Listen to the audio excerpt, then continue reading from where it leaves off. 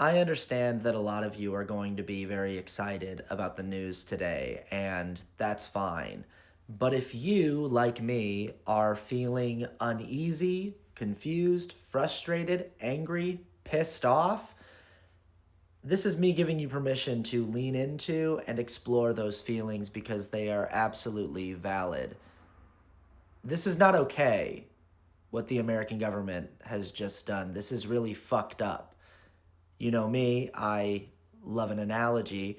Essentially, what the American government has just done, and this is Democrats and Republicans, this was a bipartisan effort. This was a unanimous Supreme Court decision across the board as they looked at the American people and they said, we've got to kill your dog.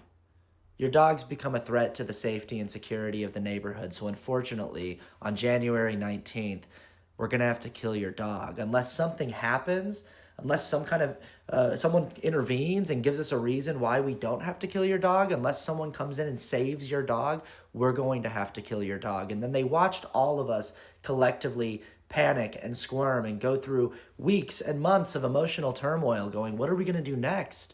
I love that dog. That dog's my whole life. And some people said, well, let's just get a new dog. And some people said, it's not that easy. I can't just replace my old dog. My whole life was wrapped up in my old dog. Some people said, let's go to a new government that won't treat us like this. And they watched us all fighting over it and freaking out and going into a tailspin emotionally.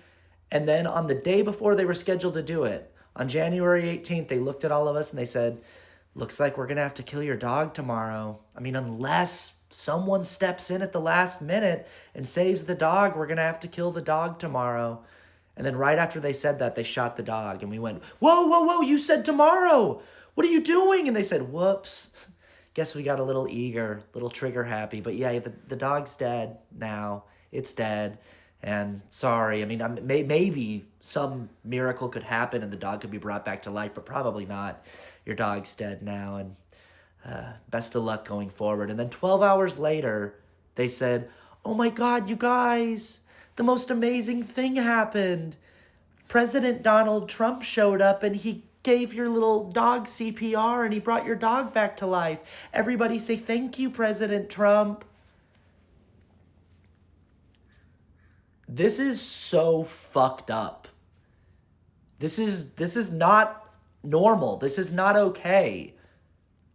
This is textbook emotional and psychological abuse being carried out on a national level by the entire American government on behalf of Donald Trump. We're in trouble, y'all. Just so we're clear, if you are a person who voted for him and you are watching the inauguration and you see Elon Musk do a Sieg Heil salute on the stage at the inauguration, and there's not at least a part of you that thinks, oh, I might have made a mistake, I might have voted for the wrong people, then you are a Nazi. That's what that means. That's who you are. You're a Nazi. This isn't hyperbole. There's no way around this. He's not speaking in code or using a dog whistle. He's doing a Sieg Heil salute, and then the camera shows thousands of conservative Nazis, like yourself, applauding that salute enthusiastically. You're a bunch of Nazis. And we've been saying this for years, by the way, but now let it be settled. You're a Nazi. Okay. That there are only two genders, male and female. If you were to write a book or a movie that was like some dystopian horror drama thing, something like Fahrenheit 451 or The Hunger Games or whatever, and you opened it with the new president on day one, standing up in front of the nation and declaring what science the government has decided is true. And it isn't real science. Nobody would believe that. You would be criticized for being unrealistic. If you had the character of the new president getting up in front of a podium and saying out loud, I have decided that all of anthropology and biomedical sciences are incorrect, and the government's new policy is this bullshit about sex and gender, which goes against what is literally taught in introductory biology classes. This is the government's decree, and everyone started clapping. People would call you unsubtle and unoriginal and uninteresting and say that this is clearly just not believable, it's not good writing, you'd never sell a single book. And yet here we are, living through the shit. For the record, this is the same guy who said that COVID wasn't real, and who said that science doesn't know anything about climate change, and who drew on a hurricane map with a Sharpie because he couldn't handle the idea of a storm disobeying him. This is the same guy who stared directly into the sun during an eclipse. We're in hell, but at least we're all here together. I can't believe that this is where we're at in our discourse, and at the same time, I can unfortunately completely believe it. It's entirely predictable. If you're not already aware, today at the inauguration of the guy, Elon Musk did a completely unambiguous Sieg Heil Nazi salute on stage, to which a crowd of thousands of conservatives enthusiastically applauded. He did this salute twice, and again, it was completely unambiguous what he was doing. It was a very clear, very obvious, very emphatic gesture. Now, unfathomably, and also completely fathomably and completely predictably, there is a deluge of conservatives and people that you are probably friends with, friends and family members, trying to tell us that that's not what happened, that we're misunderstanding it, that we're overreacting, that it was just an awkward gesture. I just got off the phone with a family member who, in the middle of our phone conversation, told me, I just watched the clip and I'm not sure that he did do a Nazi salute. And I said, are you kidding me? And he said, no, I don't think that that's what he did. I think it was just kind of an awkward gesture. To which I replied, what else was he doing if not that? And this person said, well, what I saw is that he covered his heart with his right hand and then extended his arm out at a 45-degree angle. To which I replied, that's what a Sieg Heil is. That's what that salute is. The thing you just described is that. There are two ways to perform this internationally recognizable gesture. The first is that you simply extend out your right arm at a 45-degree angle, open palm, palm down. The second is that you do that exact same gesture, but you cover your heart first. It looks exactly like this. The top clip is a Nazi from a movie about Nazis. The bottom clip is Elon Musk from the inauguration. You'll notice that the two clips are identical. That's because it is what it is. It looks the way it looks because it is the thing that it is. I should mention that this family member I spoke to voted for Kamala Harris and is not a fan of anybody in the Trump world. And they still watched this clip and thought, I don't know, maybe we're just not seeing it that clearly.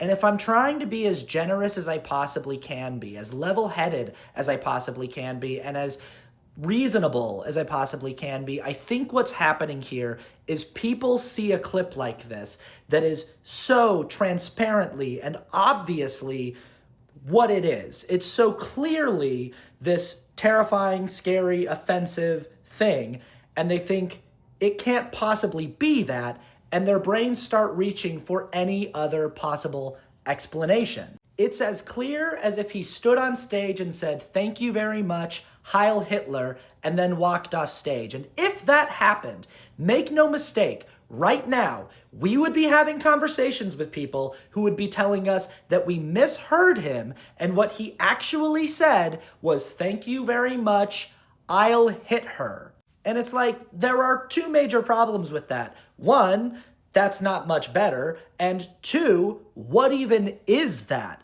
Who ends a speech like that? Who says, thank you very much, I'll hit her? What does that even mean? If he's not saying the words that he's very clearly saying, what do the other words mean?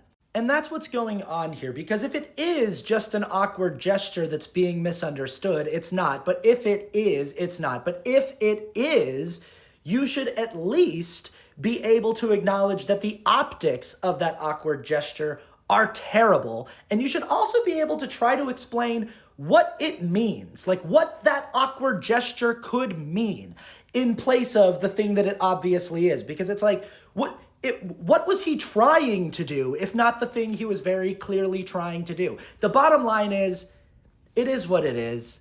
It was what it was. We are where we are. Do not let anybody gaslight you on this. Do not let anyone dissuade you from this. You saw what you saw. It was real.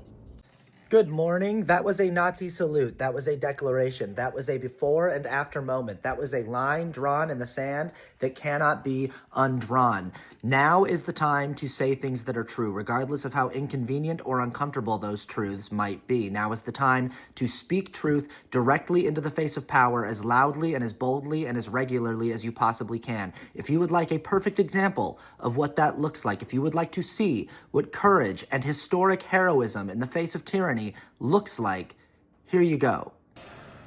In the name of our God, I ask you to have mercy upon the people in our country who are scared now. There are gay, lesbian, and transgender children in Democratic, Republican, and independent families, some who fear for their lives. And the people who pick our crops and clean our office buildings, who labor in poultry farms and meatpacking plants, who wash the dishes after we eat in restaurants and work the night shifts in hospitals, they may not be citizens or have the proper documentation, but the vast majority of immigrants are not criminals. They pay taxes and are good neighbors. They are faithful members of our churches and mosques, synagogues, wadara, and temples. I ask you to have mercy, Mr. President, on those in our communities whose children fear that their parents will be taken away, and that you help those who are fleeing war zones and persecution in their own lands to find compassion and welcome here. Our God teaches us that we are to be merciful to the stranger, for we were all once strangers in this land.